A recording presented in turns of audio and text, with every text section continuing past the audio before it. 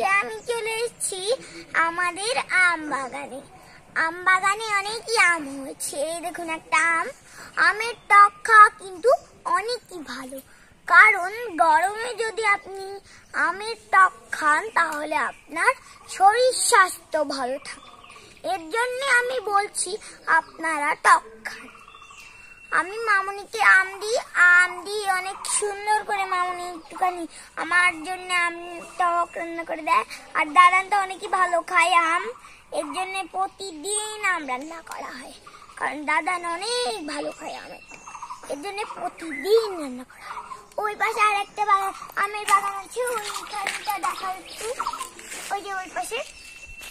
আমরা এই পাশে আছি, এ পাশে আম পড়েছে অল্প অল্প, তো ভালো না আমগুলো, তাও আমি কোড়াতে এসেছি। তো এখন একটা আম কোড়াবো। ধর একটু এই আমটা।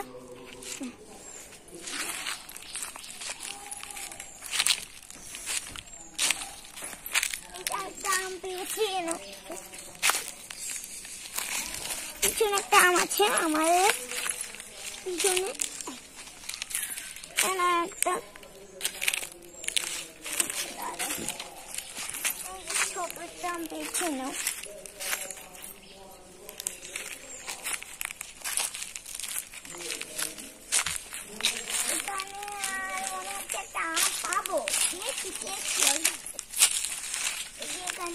পিছন পর্যন্ত কিন্তু আম বাগান, ওই পিছন পর্যন্ত আম বাগান। ওই খানাটা দেখছেন না, দেখতে পাচ্ছেন না, সত্যি দেখো ওই খানা পর্যন্ত কিন্তু।